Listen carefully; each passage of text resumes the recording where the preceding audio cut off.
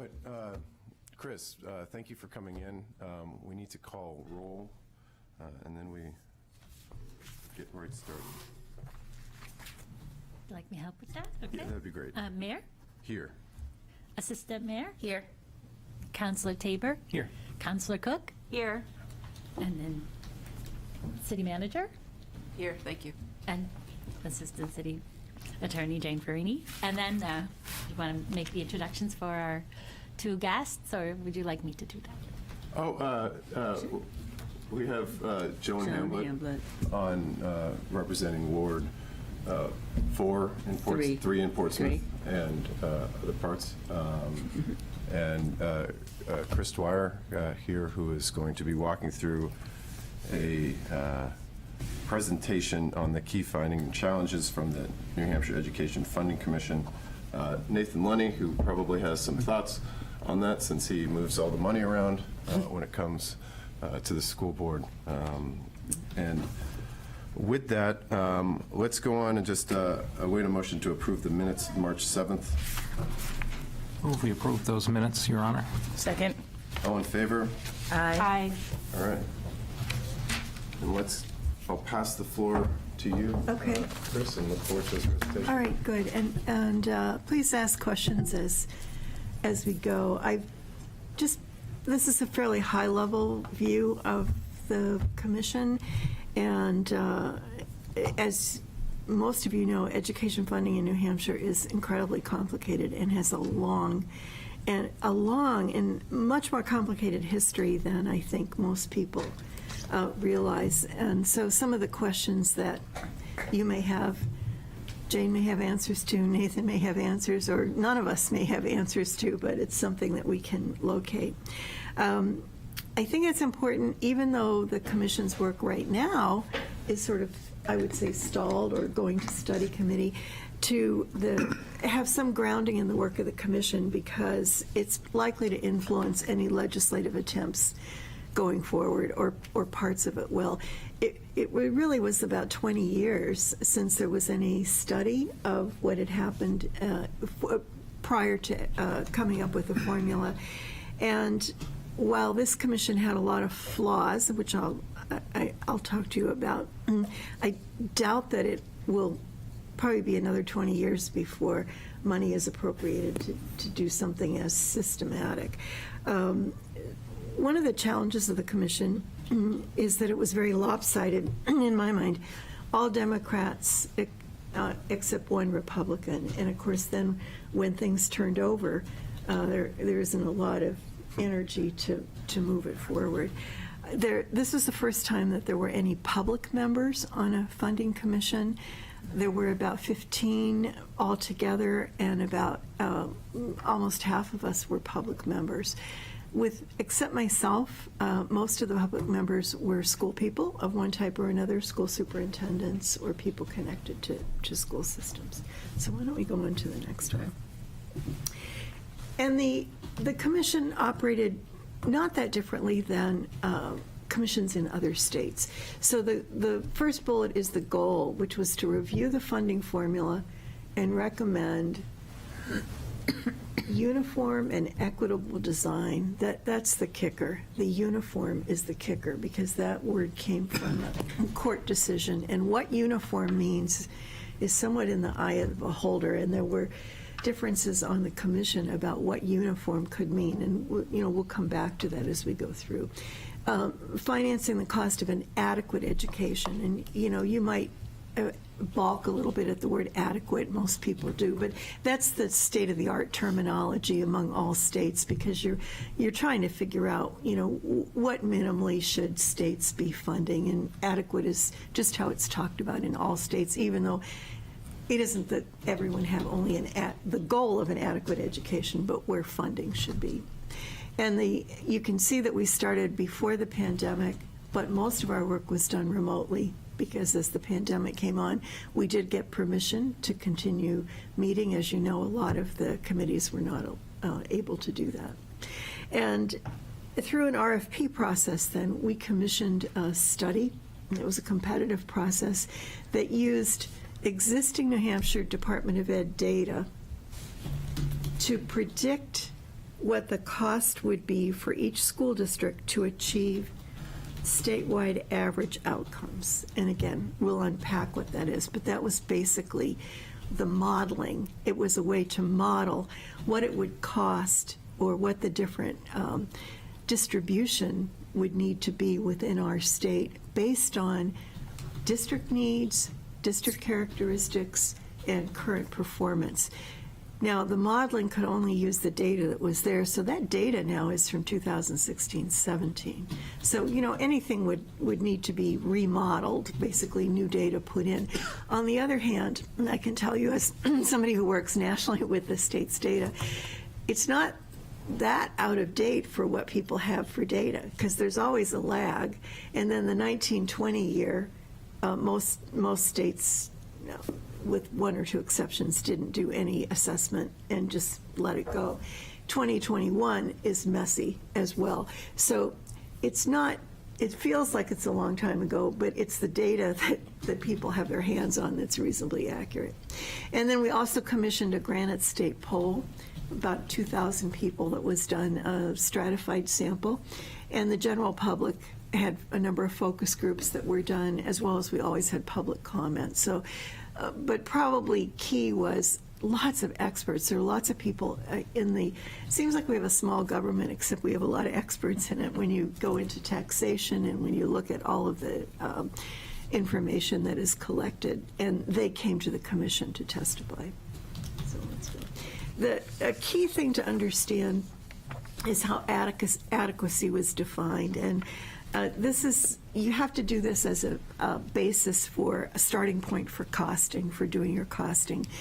And the whole state of the art in doing this has changed over the last couple decades. It used to be that people did what was on the left, which is called input-based, where you kind of added up the cost, one teacher for 25 kids, what does that cost if he or she is a first-year teacher, how many guidance counselors for X number of kids, how much this, how much that.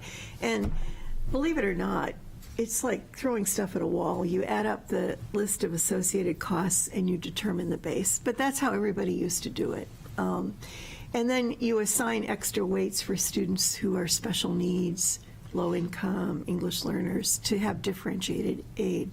But again, that was also a little bit of guesswork. It wasn't done mathematically. So what we did in 2020, and we chose among firms, some of whom do the input, some of whom do the output. We chose among a firm that would do the outcome-based approach, which is really about modeling and predicting the costs. So basically you construct a composite, and using the data you have, and what we had from New Hampshire for all districts, because you got to do it uniform, graduation rate, performance on state assessments, and attendance. And, so you got to, that obviously doesn't tell the whole picture of education. It's really a proxy for outcomes. And then you can say, well, do we want to rise everybody up to at least the 75th percentile? Or do we want to get them up to the 100th percentile? Or do we want to get them to the 50th? So for the model, basic modeling, we set it at the 50th percentile. What would it look like if everyone in the state did at least the average of New Hampshire state performance on all of those things? And basically through regression models, you statistically determine what costs are needed for students with different needs. And so district by district, and you can go onto the website and do this, then you identify at that point in time what was the predicted cost for each district to achieve adequacy. So you take into account the number of English learners, the size of the school, the poverty rate. And obviously you'd want to recalculate that periodically. I think for the most part, the numbers would be different, but the patterns would likely stay pretty much the same, given given kind of where we are. So the ratios would stay pretty much the same. So Let me go back. no, this is good. So this is these are sort of the high level pieces of this, and then we'll unpack it a little. So New Hampshire already has a high level of funding per pupil when you look at the statewide average. And New Hampshire students perform at relatively high levels on all of the markers. Not as high as Massachusetts, which has always surprised me, but generally at pretty high levels. From everything, from the people who came to the committee, from the focus groups, very few people understand how we fund education anyway. So it was hard to talk to people in a way about changes because very few people really grasp how it already happens. But you'll see over on the right, the disparities in opportunities and outcomes are pretty apparent. You don't have to look at a microscope to find them. And the second bullet is the kicker. Those disparities are really correlated pretty well, you'll see, with the capacity of local communities to raise those property dollars. But then there's that last bullet in the surveys. Everybody opposes every way that you can fund it. So there's no will to put in any of the revenue sources that other states have used in order to mitigate these disparities. And, you know, that probably sets the kind of tone for what I'm going to talk to you about. So we at the beginning did a number of questions, and I think the questions that were pretty well answered were those about establishing the costs. And so you can see what those questions are. They're sort of about what is an adequate education, how broad are the inequities, how much does it vary, you know, what does community property wealth have to do with educational opportunity, where are the gaps? So those, I think, are reasonably answered and I'll show you a few findings from that in the work of the commission. And on the next slide, here's what I think we didn't answer, and that's how to pay for the costs. And in fact, you know, when I look at when I was thinking about this morning, really structurally, I don't think the committee was ever set up to do that. And I say that, and Joan, maybe you can comment on this later, but in my work over the last 3 decades, really, my understanding of, for the most part, of the House is people know their own committees, and they know the work of their own committees, but there's too much going on. It's a citizen legislature that most people don't understand the work outside their committees. It's impossible. You don't have staff, et cetera. It's not like the luxury of being in the city where you have people you can ask for answers. And so I don't think we had anybody from the legislature on the committee who understood taxation and costing and the other side of things. And maybe they didn't have the will to move it forward either, but I don't think they had the adequate understanding of this side of things. And so we didn't really delve deeply enough into the sources of revenue to meet the gaps. And that would be, you know, the state mandated property tax, that little amount that we already collect, local property tax, but then other approaches that would meet the Supreme Court mandates of that uniform, that equitability. And we certainly didn't do the second one, which is equity on the pay side, community capacity and individual ability to pay. And then we really didn't, I don't think, adequately talk about, well, how would you collect and distribute revenue even if you had it, the methodology of doing that. So I think we really know the first part, and I think another legislature could pick up with that, but I think somebody would really have to delve into the how to pay for it. Yeah, Doug. Chris, a question on that. Did the commission talk a lot or spend any time on the fact that you guys had identified the problem and realized that a solution would be out of reach if there wasn't a way to fund it? I don't think people were willing to face that. Right. Was there the expectation that the commission would? I guess I was somewhat surprised to see, somebody that follows the legislature a little bit. I was surprised to see the the complete upheaval of the majorities and the Democratic majorities, the House and the Senate. Was there a thought maybe that there would be more time with the commission? Yes, I think, well, or that there would be some follow-on Okay. that would unravel that a little bit. And because I think, that's such a third rail and it's so inherently political. I didn't hear anybody say this, but I also have to assume people just didn't want to put themselves out there. Okay. And then on the, any of this, I guess, the work that has been done and how is it funded, have you had a time to think about, I guess, from a freedom account standpoint, how New Hampshire, in terms of incentivizing private education, would any of what you've worked on so far change under, I guess, the Department of Education's program that allows people to remove children from school systems? Would it change the patterns of inequities? I don't think so. No, I guess more the funding aspect. Would it change the pattern of funding? Does it exacerbate, I guess, the inequities, or is it too early to tell? It's too early to tell. It's too early to tell. Will it exacerbate inequities? I don't think so, but I don't think it's going to help. I think it's going to pretty well just be another leveling of the funding available to deal with differentiated aid. But that's going to have to come from somewhere. Yeah. Because what we had is it's not like we have nothing now. We still have the system that we've been having of based on the old inputs from now 25 years ago, based on the weights that were there previously.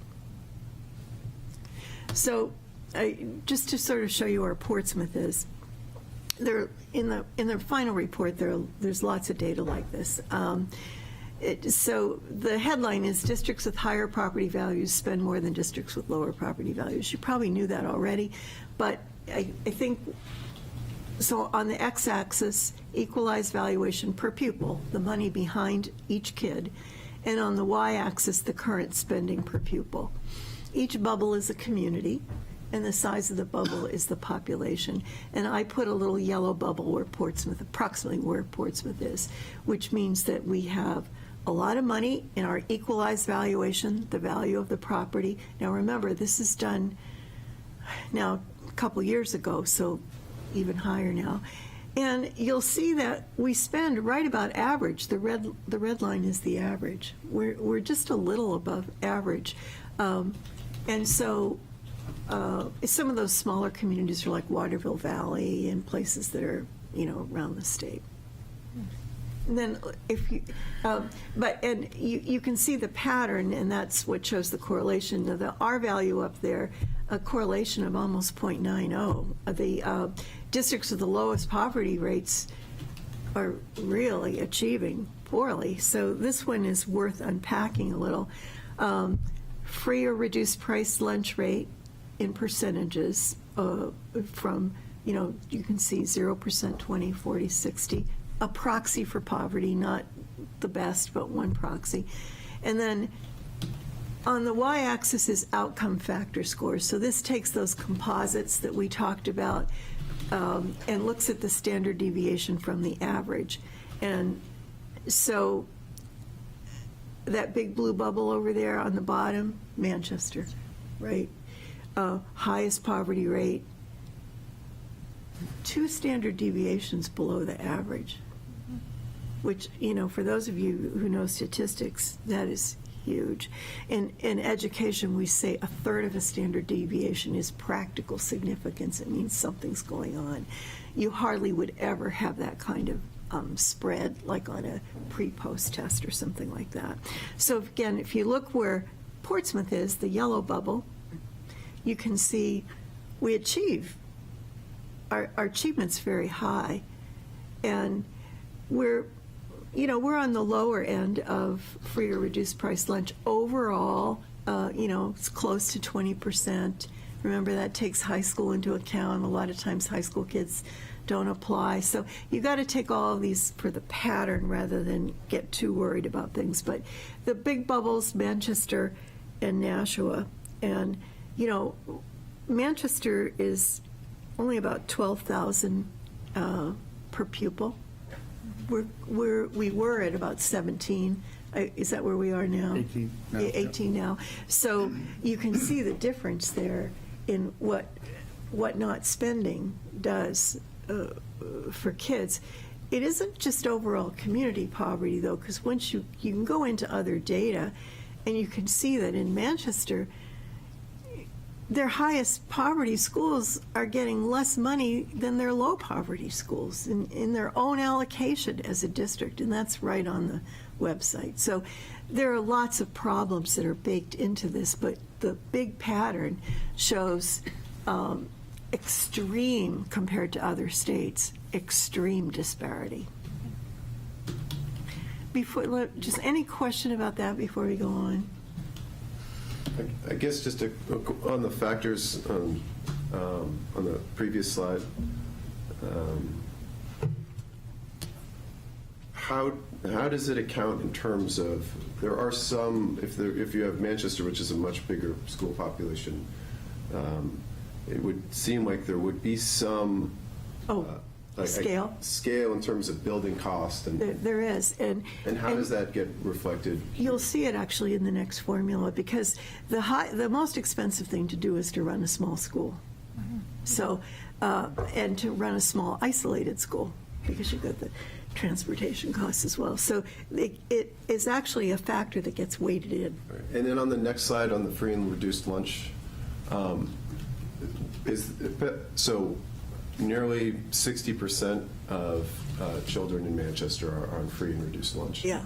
Is there a way to do we have the ability to break out the data in terms of who's getting free lunch and who's getting reduced lunch? Is that weighted at all?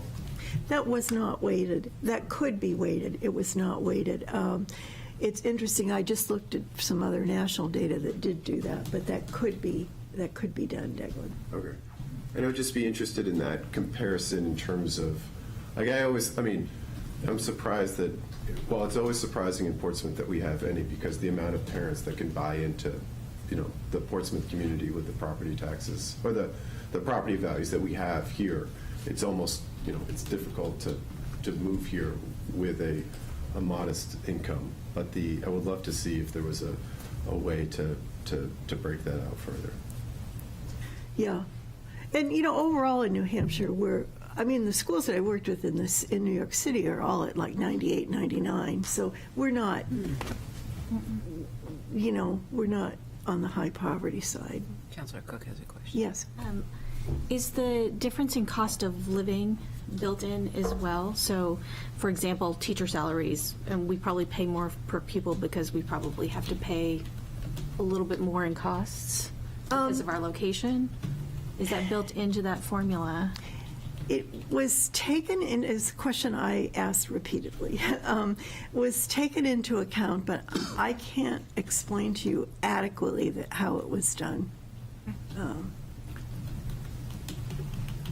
In the outcomes-based, it would have been reflected indirectly, I would think. Of course. Right? In the input base that we have now, that's always been one of the wrinkles that is difficult, because everything that you do cost a different amount relatively here versus there, but you have other extenuating challenges like transportation in some more rural spaces, but that's one of the benefits, I think, of the outcomes-based conversation, that It is. all of those Yeah. variations are accounted for somewhat. Yeah, and of course what happens is in a city like Portsmouth, your higher salaries have to do with retention. And in Manchester, you've got the constant turnover. So, you've got that's why you have to take it, the 30,000-foot level is the best level to look at. So here's how the weightings came out. Here's the recommendations. Obviously, increase state funds to communities with greater student needs. But there they were thinking only of the statewide property tax and how it gets used. The differentiated weights come out of that prediction formula. So for every free and reduced price lunch program kid that you have, you'd get 50% more, basically, when you think of it, that 1.49. Special ed, now this is not catastrophic aid. Catastrophic aid was not considered in this formula because that would still have to, occur. This is just all the other special ed, English learners. There are enrollment weights, to go back to Declan's question, and I just put one example there. If you had less than 200 pupils, you'd get a little bit more money because it costs a little bit more. For some reason, and no one ever explained this to me, the middle grades, when they looked at all the building weights and the costs, the middle grades, perhaps because it's a smaller number of kids in a building, also cost more. I would have expected the high school would have been more, but it was not, relatively. The average weight across all students across all districts, 2.87. So when you think of it, say every district, averagely, there would be weighted, differentiated aid across that base. And then another recommendation was to eliminate the excess swept grant, which is what they call what we raise locally, our first dollars, when you think of it that way. And, some districts raise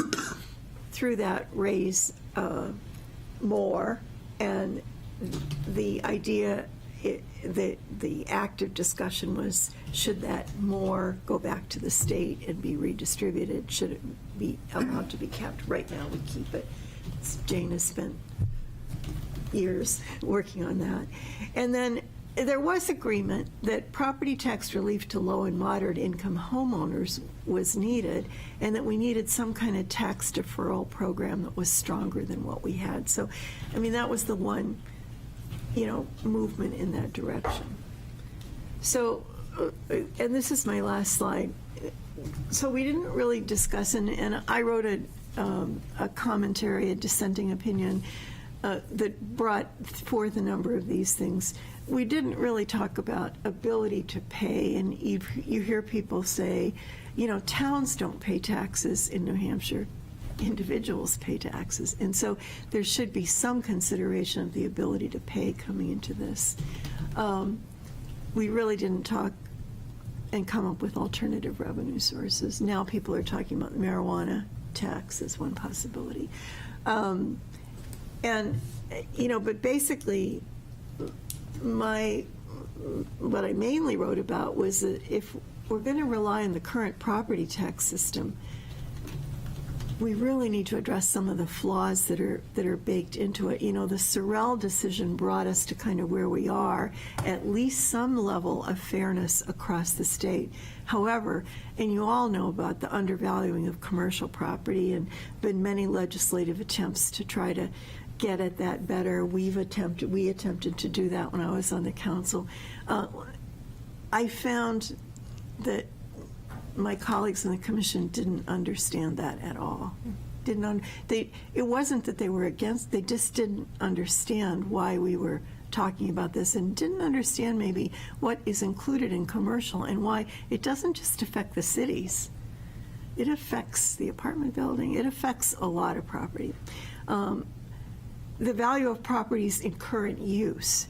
So, some communities have a huge amount of property in current use, so they're not taxed at, that valuation is not considered, and they're not taxed at a level. And so current use is a good thing. I don't want to say it's not a good thing, but from community to community, I don't know what proportion we have, if any, but you'll take a small town like Claremont, it has a huge amount of property in current use, so it's not taxed for education purposes.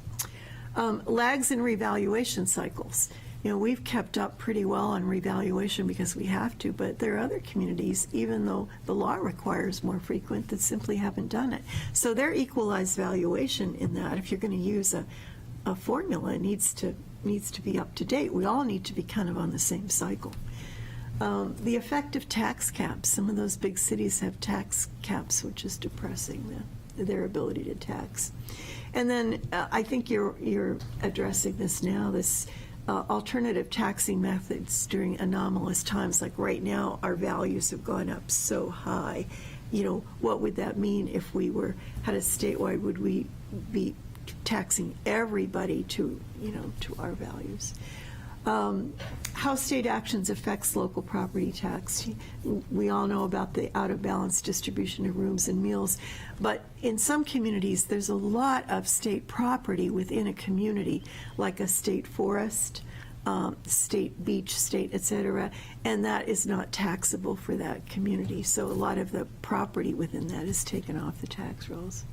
And then the last one, which most of the states that have been able to do this successfully have departments of education that are in stronger positions to look at accountability and also support districts. Because you have to have popular will that if our community were to contribute, like we used to, $11 million to other communities, we would need to have some guarantee that that was going to be used for improving the schools. And we have no guarantee. And last time, there was no guarantee. So rather than the Manchester taxpayers getting a break on their taxes, would that $11 million go to improve the Manchester schools? And without a stronger a State Department of Education, without more teeth behind what they can do, there's really no enforcement mechanism. And to me, it seems like there's not a chicken or egg here. You've got to build some of that in before the statewide property tax owners would feel, yes, I'm willing to contribute to those inequities. And that we talked about, but didn't really, we introduced but didn't really talk about as a mechanism. And it isn't just by adding on, which they tend to do in the bills, just add a whole long list of other things that schools should do. That is not the answer. And that's what the current bills do. Whether you're Democrat or Republican, if you're a legislature, that's what you do. And that is not the answer. That aggravates the problem. It makes it worse. I'm working with 8 states now where they're really dealing with initiative burnout, and they're trying to figure, how do we take our low-performing schools and slow down, give the kids and the teachers more agency, look at equity indicators within those schools, and not just keep piling on more requirements. So we have to have that revolution and shift in mindset before, I think, before we're ready for a shift in towards equity. So that's a mix of, what the commission actually did and my take on it. So Thank you, Chris. Councilor Tabor, question? My impression is that the disparities between the towns with the lower capacity to pay and the towns with high, it keeps widening. absolutely, John. And in And couldn't fact, we just take some money and give it to those towns at the bottom and really improve them? Not according to the Supreme Court. right. But it used to be if you just took how many towns were below adequacy and how many were above, a slight majority were below adequacy. But it seems like more and more towns are moving into that below adequacy.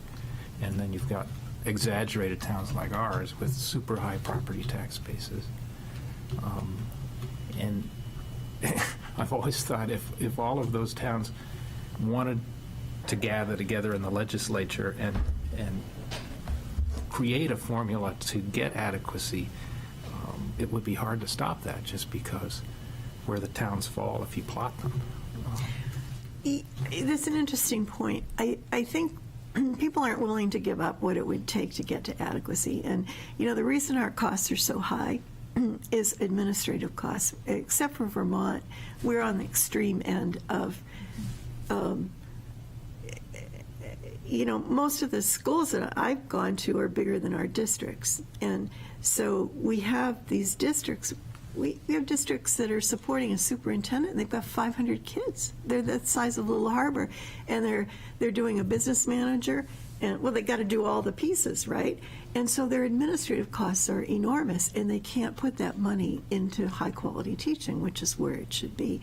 But what's happening?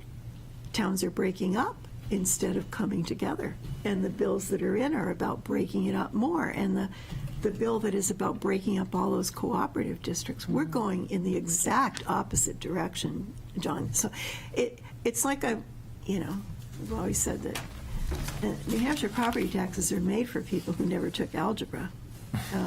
And because the people will argue against their own best interests. And, I was a teacher in New Hampshire in the late 60s, and I could not believe, because I was in one of those small, high-poverty towns, that the people who could most benefit by things were arguing strenuously against them.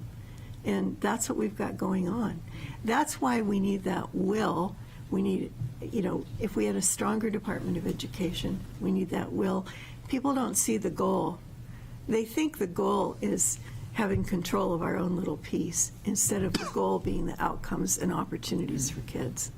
And that, we need to work on that as a state. And to your point, Councilor Tabor, I think the New Hampshire Fair Funding Project has worked very hard at identifying those communities that you have just mentioned, and sort of took the show on the road, and is still doing so, and is going out to those towns to present the commission's finding and to talk about this education funding. And I think the shift in the tide from the Democratic majority to the Republican majority did impact, the efforts. But that's an ongoing, group that is doing exactly that, trying to explain, kind of unpack this complicated stuff so that people understand the funding formula itself and identify those particular towns. What did you say, Chris? Yeah, they worked hard at that, but it's it's a real uphill. I mean, you know what it's like to try to deal with something quite as complicated. They tried to do it in a personal way, in sort of focus group way, and the pandemic sort of exacerbated that, because they were doing these small town halls, place to place. I think that would have to happen. You've got to build up the will and the understanding. It's what you're talking about. Right. And there's not, in New Hampshire Constitution, there's taxes must be applied equally. So there's not a world where we can really pick and choose. And so we end up with Yes. when it's swept, it's a 5%. 5% is a lot different in Portsmouth than it is in Rochester or Dover even. And it doesn't account for Dover having a tax cap and 4 times as much land in current use as here in Portsmouth. But that's one of the issues. Do you think, I guess on the earlier part in terms of administration, we have Mr. Lenny here as a part of the administration.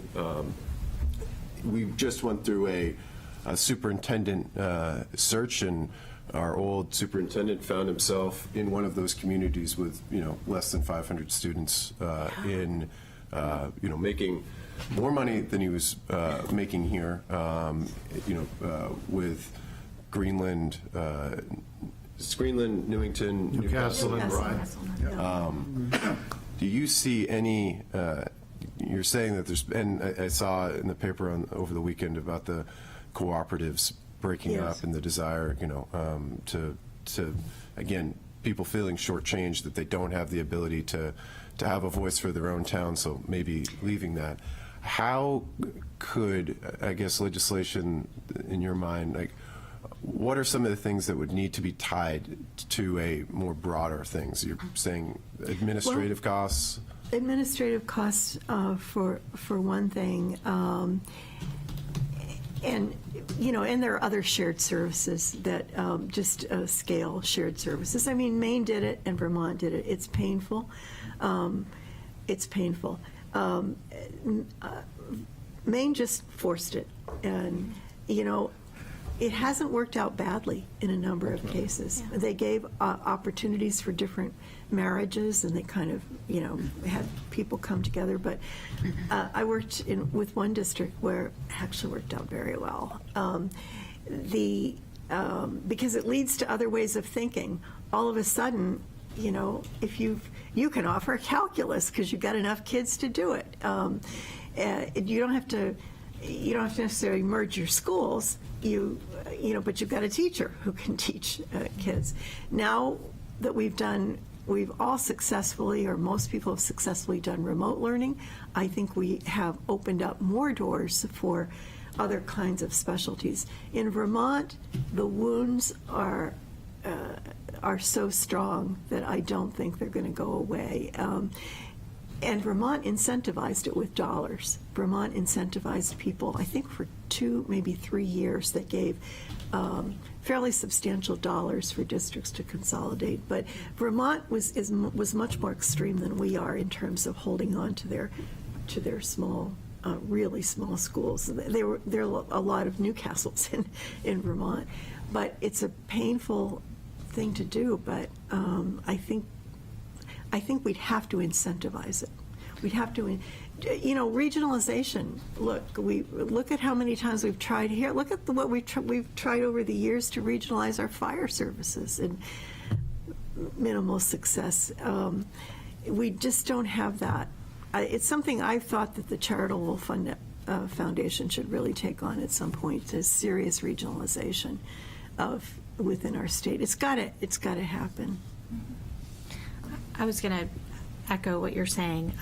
I grew up in a state that is very rural, where students were bused 3 hours to school sometimes, because that's the closest school. And my mother is the superintendent of schools, and before she became a superintendent, she founded a cooperative, an educational cooperative that was a public-private partnership, and provided educational services for 88 school districts in western Kansas. And so they provided all of special ed services. They provided library services. They provided health insurance for school districts. They provided services that people don't think about providing, that it significantly reduced costs for small districts. And things like, because we didn't have remote learning at that time, there wasn't adequate access to internet in rural neighborhoods and broadband, so they would set up access so that kids could take a calculus class on TV in all of those districts. So the model's out there, and it's been out there. Yeah. She did this over, it was 20 years ago. I worked for such a co-op in northern New Hampshire. We had one in northern New Hampshire. But more could, but we retained our district, and even more could be done with that. I think the other thing that's happened, the population decreased from the North Country to the lakes, the school population, much faster than anyone thought it would. And so there wasn't the kind of ramp-up time that you might have thought. And now all of this has come on people, and there hasn't been an appetite for it. But that happened very quickly. And of course, when that happens, people are afraid of losing their town, because the school is often the center of the town. So there's been a hanging on. In my mind, there's a hanging on when that happens, rather than a willingness to let go. But it's going to be painful, no matter how it happens. I think, though, remote learning may have added something to it. And I don't, your Freedom Account thing, I'll be very interested to see how the Freedom Accounts play out in some of the smaller communities. Do you have any idea, Nate? That's next on the agenda. Yeah, go see. So If I could jump, but before we do, I would say when I came in the 90s to New Hampshire in schools, there were 70 superintendents, I think. And today they number, and we uniquely number them. That's how they track them from the Department of Ed's perspective. Now there are well over 100 because they have split, they have broken. I was part of that in Hampton. I came to Hampton when the Hampton proper K-8 withdrew itself from the superintendency serving the Hamptons, South and North and Falls, and they withdrew and got their own superintendent, business administrator, set up their own office. And you can make the argument for lots of reasons why they thought they could do that. There's cost savings, and we worked hard to make sure there was some cost savings maybe in the near term, but in the long term, that community that had been served by one central office was now served by two. And it probably was more about politics and less about Sure. anything to do with kids and learning, really, so. So yeah, education Yeah, freedom. why don't we, thank you, Chris. We can, education funding is obviously a huge part of New Hampshire. As the bills come back, and there might be some that come up this year, but we would love, again, to have you back in to discuss how Portsmouth can make an argument, for equity, but understand our unique position here in regards to SWEPT and how Portsmouth can better make that argument. We're all ears from that perspective. So thank you, Chris. Nathan, let's hear about the education freedom accounts. So I would start this morning by suggesting I'm certainly nowhere near as well versed with education freedom accounts as Chris is with what we've just gotten done talking about, but I did some research to attempt to answer questions that you might have, and if in the interest of brevity, I started with, if the question was, what impact are education freedom accounts having on Portsmouth, or likely to have, I would say the quick answer is not very great an impact so far, and crystal ball, probably not a significant impact moving forward. Part of that is because of the nature of Portsmouth. And so if I back my way into more information, I can deliver as much as you like or as little, but the impact of an education freedom account would be ultimately the number of students that withdraw from your public schools, take advantage of that education freedom account, and that ultimately might impact you with a reduction in state revenues related to education, or the opportunity to raise local funds to fund your education, or it may not, because one student here, one there, in a school system as large as yours, 20 or 25 students spread across 12 grades can be inconsequential in terms of the number of teachers needed, the number of materials that you might purchase, the tools, the infrastructure that you have for your schools. If you could take 25 out of a particular school or particular grade, then you might have greater impact, but that's certainly not anything you'd expect from these accounts. So if there's the quick answer. Would you like me to tell you a little bit that I've learned about what they are and how they're proceeding, or are you well versed? Yeah. Nick, would you expect kids tuitioning in As a result of taking advantage of the freedom account? there certainly is that. There certainly is a possibility. The base support from an education freedom account is $3,400 per student, and of course our costs now are $18,000 plus our tuition rate. So that might make the difference for some families to come in that direction to tuition in, but not a lot. I think if you contemplate how much that dollar impact would be. So education freedom accounts established by the legislature June of 21, the budget trailer bill, I think, is where it got picked up after Senate Bill 130, I think, was liked and then tabled. Funds are made available to eligible families upon their successful application to spend on your children's education. The eligibility requirements must be a New Hampshire resident, must otherwise be eligible to enroll in your public school, your local school, but it's restricted to household income not greater than 300% of the federal poverty level, which sets us today, a family of four, based on the data that I pulled out, on a family of four, not more than $79,500. So not everyone can access the education freedom accounts today. That's the eligibility list. As a part of that legislation that was passed in June of 21, the governor, the commissioner. Pardon me, is there any asset limit on that? Great. Yeah. For tax purposes here, you have to qualify for a reduction in your property tax based on both income and asset levels, presumably so that you wouldn't, be deferring. Like, I couldn't, if I had, I don't know, take all of my compensation and deferred stock options or something like that and qualify for a Freedom account. It's not a one-line application. There are, well, as I've skimmed down through it, it's a substantial application process to establish need, but I can double back by pulling it to see, but off the top, I don't know the answer to the question. It's a good question.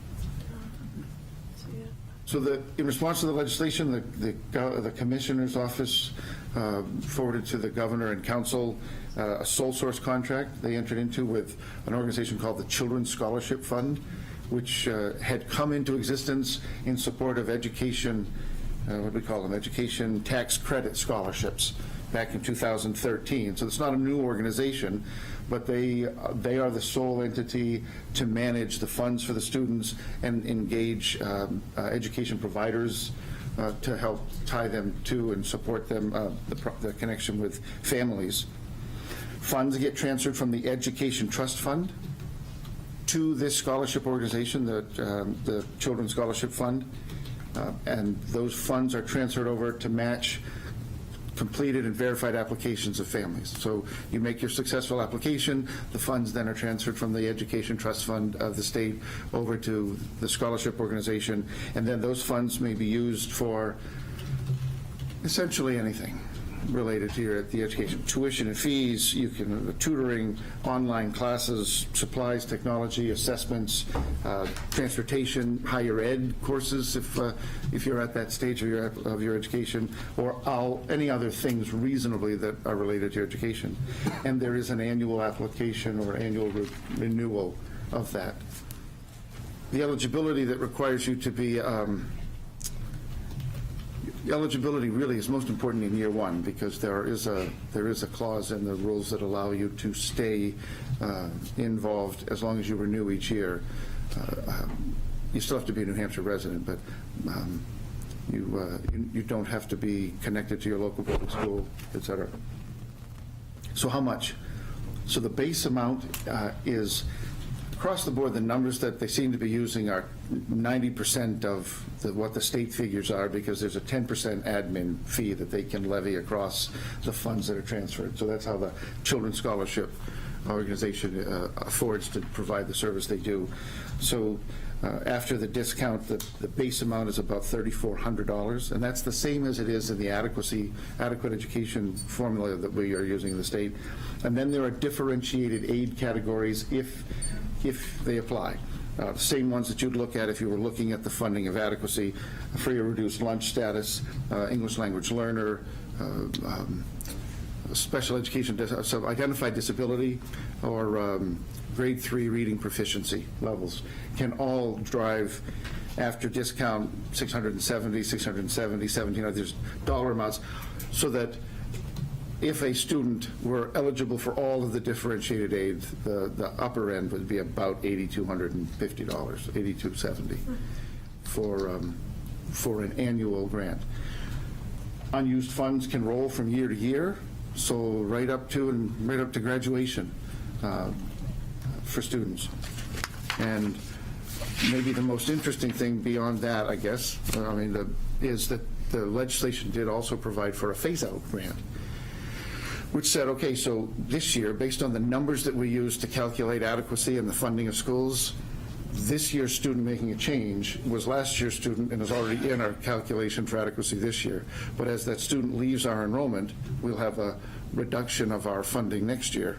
I'm saying our very globally, because I'm talking about districts, because Portsmouth is not a recipient of those funds based upon our situation. So in schools, though, generally, the phase-out grant says in the first year of the impact on the district, the state will fund that school system with 50% of what the adequate education impact would have been of that student, and in the following year, 25%. And that mechanism is supposed to be in place through the end of school year 25-6. So on July 1 of 26, applications would no longer be eligible for phase-out impact. So back to Portsmouth. Generally speaking, Portsmouth doesn't see adequate education payments. We have a calculated adequacy that is lower than what our statewide education property tax generates every year. And we keep the balance of that to fund education locally. But a degradation, if you will, or a reduction of the calculation of how much our adequate education is, even if there was a calculation that said we were going to get some of this phase out, we're not likely to, because our numbers raised by local statewide property tax already make more than what the calculation says we'd be entitled to. So in our case, you're not apt to see an impact really in your funding stream. And unless the numbers were more substantial, you're not going to see any real impact in your schools. November 15, 21, the estimates come out for adequacy. They also came out for this phase-out grant, and the impact at that point was 3 students in Portsmouth who were participating in the EFA program. I looked to find something more updated. Somewhere out there, I think I will find it. If I do, I'll make sure it comes back to you, but I couldn't find anything published by the state in the last couple of weeks to better that. So last I saw, it's 3. Thank you, Nathan. Any questions for Nathan? All right, on to legislation of interest to the Mayor's Roundtable. 2 bills that we discussed. One was a bit of a long shot, but to write a letter in support of the state upping the contribution to the retirement accounts to 7%. That was a request from Mayor of Manchester to put that forward, and there was general agreement to support something like that, even though maybe the consensus on the phone was that that was a bit of a blue moon that saw that, meaning less Republicans in the House, and it had to make it through a couple of different near deaths, and it will likely not make it out of the House, but voted to support that. There was also a support of moving to ITL the Senate Bill 249. I sent a letter. It's unclear where that stands. There were some broad general support of that. 2 mayors said they could not. One gave the reason that they haven't had a chance to sync with their city council on that. The other gave no reason, but that was moved by the mayor of Concord, Jim Boulay. So that should be sent to the governor, and whatever I guess committee. I think it will be Commerce, but we haven't heard from Commerce on that. And then over to Jane for, any questions on that, those 2? No. So this is the big week. It's crossover week, the last day of the month. Both the Senate and the House will be voting on numerous bills that are left. Consequently, they're not hearings. They're not hearings of any significance this week on anything that hasn't already been. Most of the committees have already made their recommendations. A couple of updates. House Bill 1033, that lobbying bill, was voted ITL, so that was one that we were tracking. We were also looking at some of those statewide zoning amendment bills, and many of those died of natural causes. The putting 4 residential units by right into 1 unit, that was tabled. That was House Bill 1177. Limiting zoning ordinance to require 1 parking space per occupied dwelling, that was ITL. That was 1098. Limiting lot size, that was tabled. That was 1087. And the House on the education piece, House Bill 1072, that one had the criminal penalty for denying elected school officials access to facilities. That was tabled. House Bill 1255 that expanded the prohibitions of teachers from advancing the subversive doctrines, but they don't call it that bill. That was voted ITL. And then the Sanctuary Cities bill has been amended, and I have reached out to Representative Muse to get some clarification on the finesse of those amendments, and we'll be moving forward on testimony for those remaining ones when they cross over. All right. I would bring a bill that ideally we could watch. HB 1393, which is the school budget cap, essentially in Concord, a committee of, I think it's 10, would decide the school budget caps for every district. And I just think that that should stay in-house and be a school board decision. So I'm not familiar with that bill, but I will look it up and we can start to track that and see what happens on the end of the month and go from there. Thank you. It looks like the short-term rental bill is likely to pass. Yes, that's what I'm hearing. So When is the committee, is that? it hasn't been assigned yet. And what does that mean with crossover? So all the bills that are currently in the House Yep. need to cross over to the Senate. Okay, so if it's in the Senate. Yep, and vice versa. Okay. Everything in the Senate has to cross over to the House. So we'll know all the new committee assignments, everything that survives the 31st will cross over, and then they'll be assigned to new committees in their respective, the Senate Committee on Commerce instead of the House Committee on Commerce. And we have another bite at the apple because there'll be notice public hearings, ability to submit testimony for all those bills that survive, but a lot get weeded out, and a lot will get weeded out by the end of the week. We've heard, I guess the governor made some remarks that he was concerned about the bill for local control. Just speaking with the other mayors, it seems as though the argument that might carry is the affordable housing argument, meaning that every house that by right can be converted to a short-term from a long-term rental in 1- and 2-family homes that doesn't have a residency requirement would exacerbate the housing situations in many communities that are already facing high housing costs. And there are property rights that people should be able to do with their house what they choose to do, but there's no requirement that somebody couldn't be investing in multiple different single-family or multi-family up to 2 just to convert them into short-term rental outfits. So we will see on that. The letter is addressed to the governor, so that is the update so far from the mayor. Yeah, Mayor's the table. show of force by the realtors in support of that short-term rental in the testimony was pretty impressive. There were. Yep. There are, yeah, they make some points on there being 2 different rental markets, the long-term and the short-term rental market, and I think we would absolutely agree with them, and one of them is more lucrative. We talked to Roseanne, that would likely push housing prices up in the Seacoast, in Portsmouth particularly.